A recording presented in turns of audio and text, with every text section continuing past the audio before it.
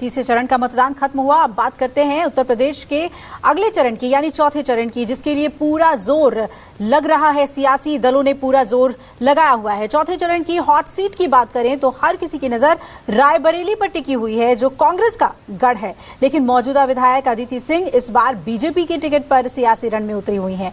तो सवाल यह है कि रायबरेली की जनता का फैसला इस बार क्या है, लोगों के मन में क्या है, इस रिपोर्ट में देखिए।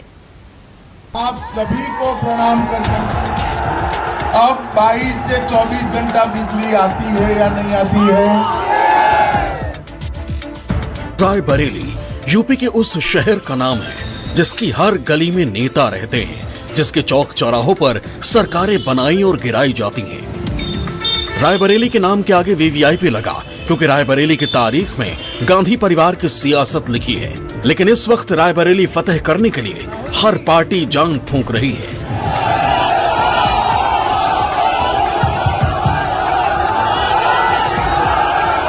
गांधी परिवार के अलावा रायबरेली की सियासत में दिग्गज नेता अखिलेश सिंह के नाम की तूती बोलती रही है। कांग्रेस और निर्दलीय तौर पर 5 बार विधायक रहे अखिलेश सिंह ने 2017 में बेटी अदिति सिंह को कांग्रेस के टिकट पर विधायक बनाया। लेकिन पिता अखिलेश सिंह के निधन के बाद अदिति सिंह कांग्रेस छोड़कर बीजेपी में शामिल हो गई। बीजेपी ने मौके का फायदा उठाते हुए अदिति सिंह को मैदान में उतार दिया, तो अखिलेश यादव ने आरपी यादव को उतारकर मुकाबले को पेचीदा बना दिया। वहीं कांग्रेस ने मनीष सिंह चौहान को मैदान में खड़ा कर पूरे चुनाव का गणित बिगाड़ दिया। रायबरेली में खाता न खोल पाने वाले बीजेपी और एसपी अपनी अपनी जीत का दावा कर रही हैं। इस समय वो बहुत बुरी हार हो रही है उनकी। इस समय समाजवादी पार्टी के आरपी यादव का वर्चस्व चल रहा है। इस समय लगातार वो जनता से मिल रहे हैं और जनता उमड़ के उनके साथ, खुद जनता आके उनका प्रचार कर रही है। करीब 30 वर्षों से एक ही परिवार का कब्जा रहा है, चाहे वो जिला पंचायत रही हो, चाहे वो नगर पालिका रहे हो, चाहे विधायिका रहे। लेकिन शहर में जो शिक्षा जो मूलभूत जनता से जुड़ी हुई जो मूलभूत जरूरतें हैं वो उनसे विमुख रही हैं और उनका मेन रहा है उनका वर्चस्व, उनके परिवार का वर्चस्व रहा है। तो इसलिए जनता बदलाव के मूड में है। भाजपा का पूरी लहर है, भाजपा पूरी तरीके से जीत के आ रही है। रैली का माहौल ठीक चल रहा है और सिंह अच्छी वोटों से लीड करेंगे। एक वक्त था जब रायबरेली को गांधी परिवार का मजबूत किला माना जाता था।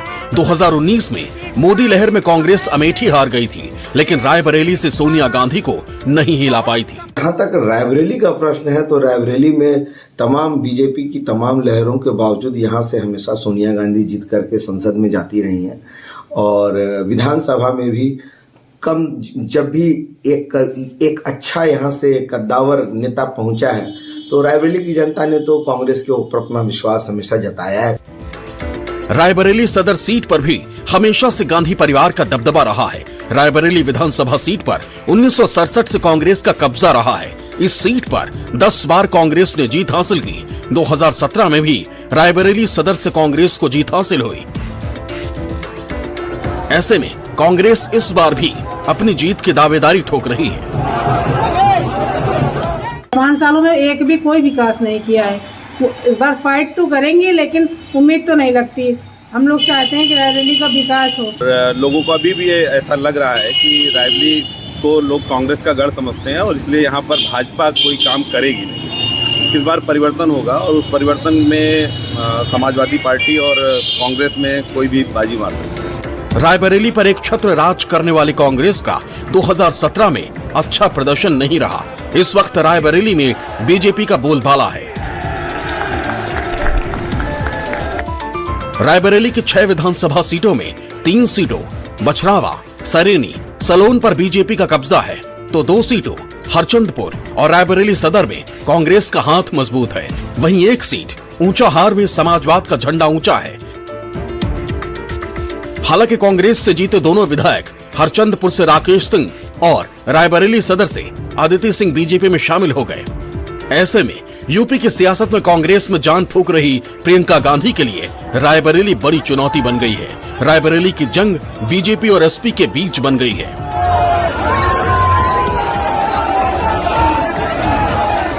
रायबरेली सदर सीट पर जातिगत आंकड़े बड़ा रोल अदा नहीं करते हैं, लेकिन पार्टियों ने वोटों का ध्रुवीकरण करने के लिए इस बार जातिगत आधार पर टिकटों का बंटवारा किया है।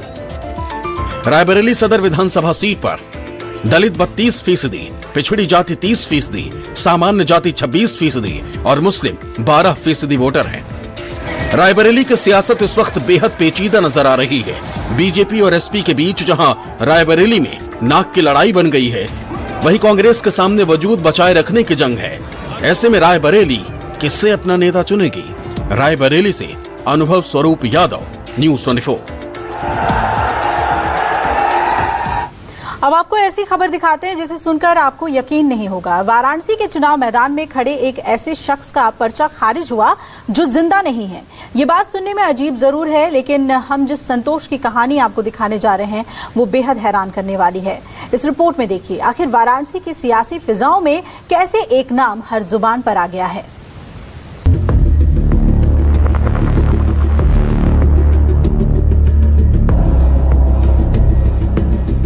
क्या मुर्दे को बोलते सुना है आपने? मेरा नाम संतोष मूरत सिंह, मैं जिंदा हूँ। क्या मुर्दे को रोते देखा है आपने? क्या मुर्दे को सड़क पर दौड़ते, चुनाव लड़ते देखा है? पर्चा भी खारिज करोगे? कब तक करोगे? आप मजाक समझ रहे होंगे, लेकिन जिंदगी और मौत का उत्सव मनाने वाले वाराणसी में संतोष खुद को जिंदा करने के लिए रो रहा है। हमें जेल भिजवा दीजिए साहब, हाथ पैर पड़ रहे हैं, आखिर हमको जिंदा कैसे करेंगे, कब करेंगे बताइए, हम कहाँ जाए साहब, बताइए। ये हाल है, हमको जिंदा भी नहीं कर रहे, पर्चा खारिज पे खारिज, खारिज पे खारिज, खारिज पे खारिज, कहाँ जाए बताइए। चबूतरे पर कफन ओढ़े लेटा संतोष खुद को जिंदा करने की जिद कर रहा है। वह अफसरों के पांव पकड़ रहा है, अफसरों की गाड़ी के आगे लेट रहा है, वो रो रहा है, मुझे जिंदा करो, पहले हमको जिंदा करो, हम बैठेंगे, हमको बुलाओ पुलिस, हम नहीं जाएंगे। अब हट है, कानपुर गए वहाँ भी पर्चा खारिज, वहाँ भी खारिज, वहाँ भी खारिज,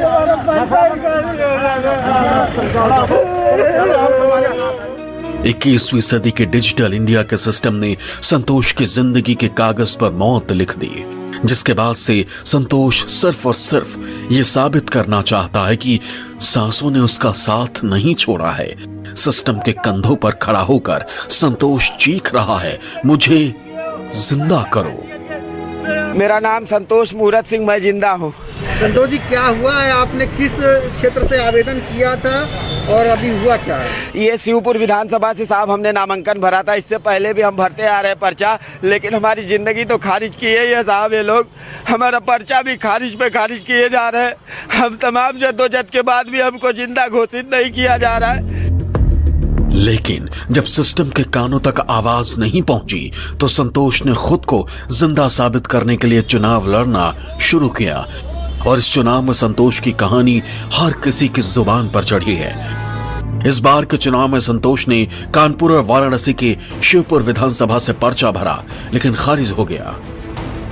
इससे पहले 2017 में वाराणसी से चुनाव लड़े संतोष को 2700 वोट मिले थे, जबकि संतोष 2012 में राष्ट्रपति पद के लिए पर्चा भर चुके हैं। साथ ही लोकसभा से विधानसभा और पंचायत के चुनाव में खड़े हो चुके हैं। संतोष के मुताबिक इस बार उनके साथ जो कुछ हुआ वो साजिश है। अनिल राज भरने अभी उनका भी सेटिंग हो सकता है, उन लोगों ने भी, क्योंकि हम वहाँ कानपुर भरने गए तो महाना ने सेटिंग करके वहाँ पे गड़बड़ करवा दिया।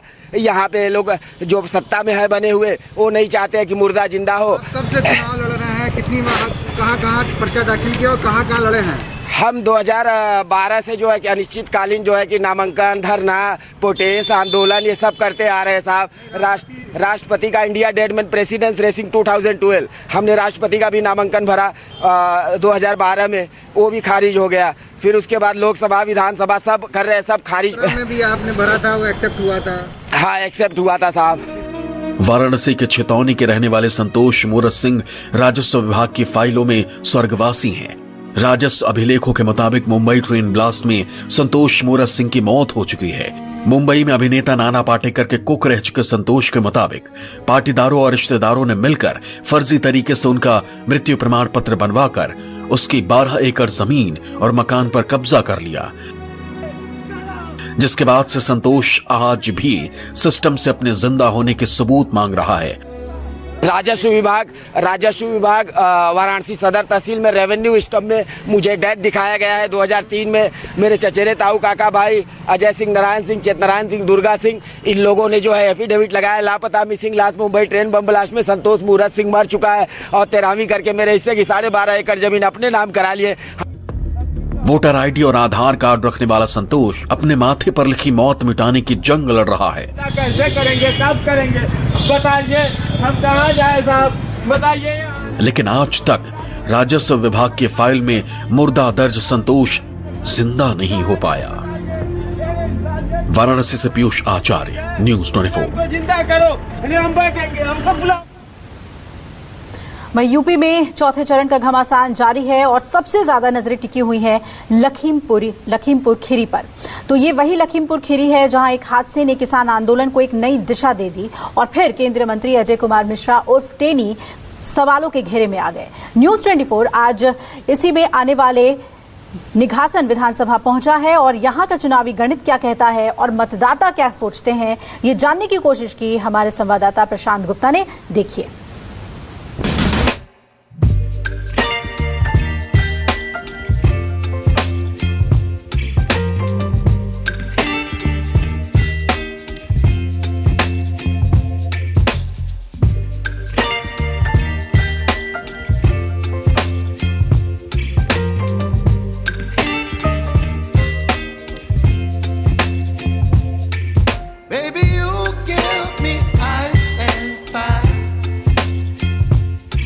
उत्तर प्रदेश के तराई इलाके का लखीमपुर जिले की सबसे चर्चित सीट है निघासन विधानसभा।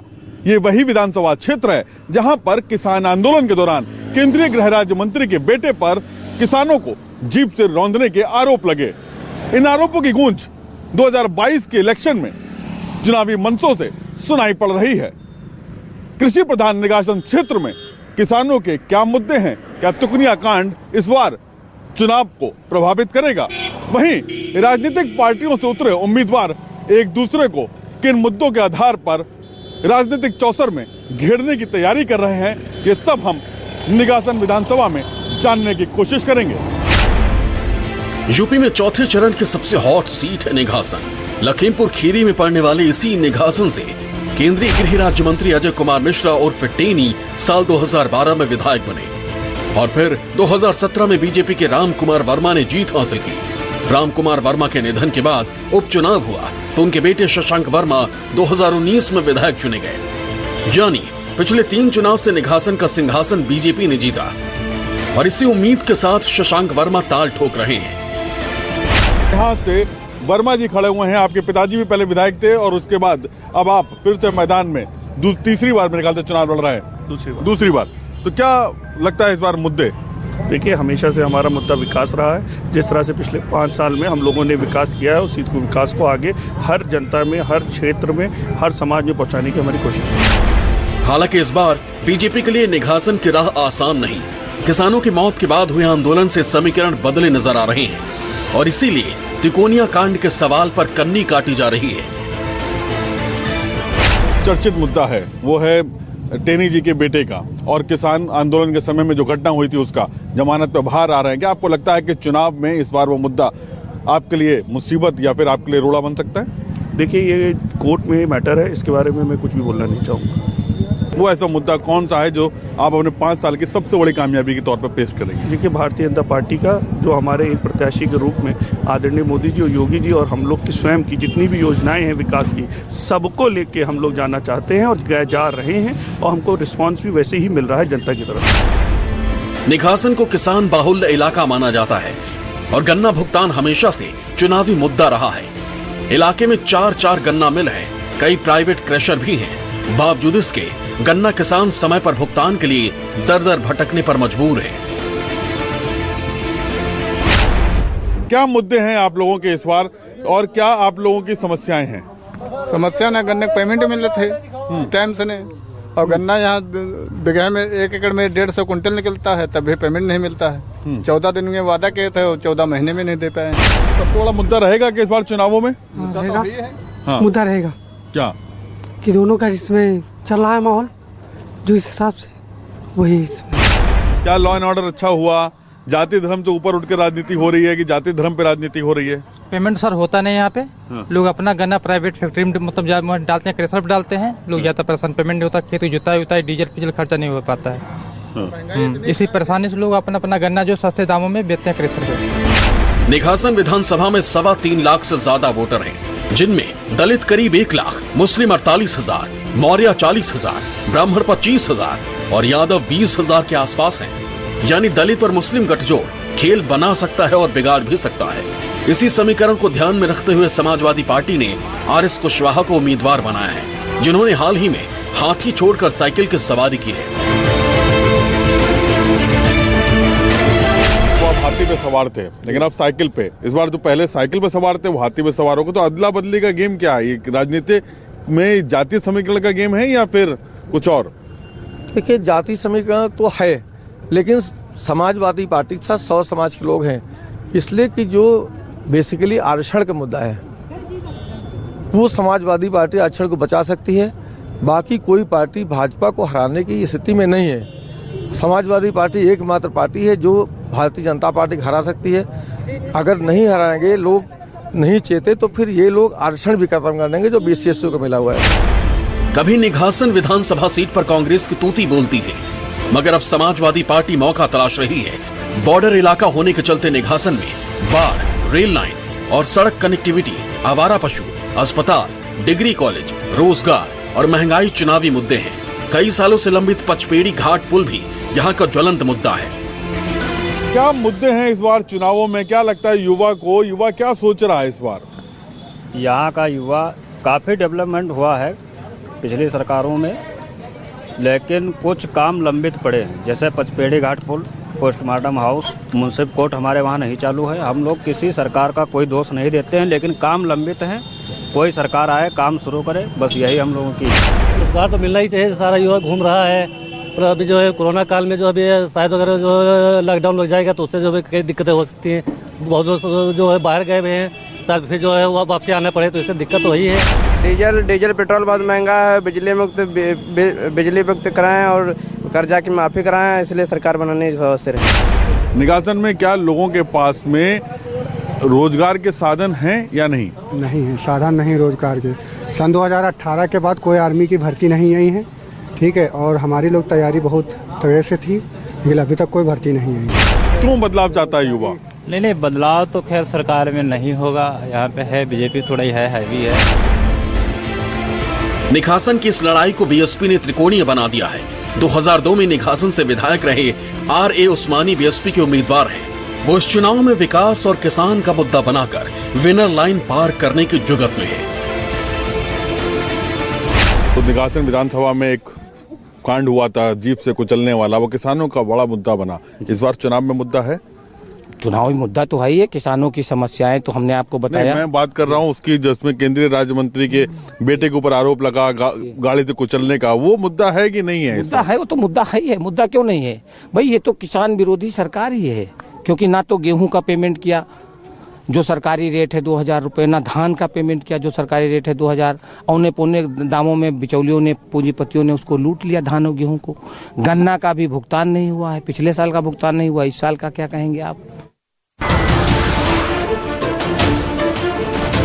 नमस्कार, मैं हूं मानक गुप्ता। अगर आपको हमारा ये वीडियो पसंद आया हो तो इसे लाइक और शेयर जरूर करें, और हाँ, हमें सब्सक्राइब और फॉलो करना ना भूलें, ताकि आप देश और दुनिया की कोई खबर मिस ना करें। तो जुड़े रहिए हमारे साथ और देखते रहिए News 24।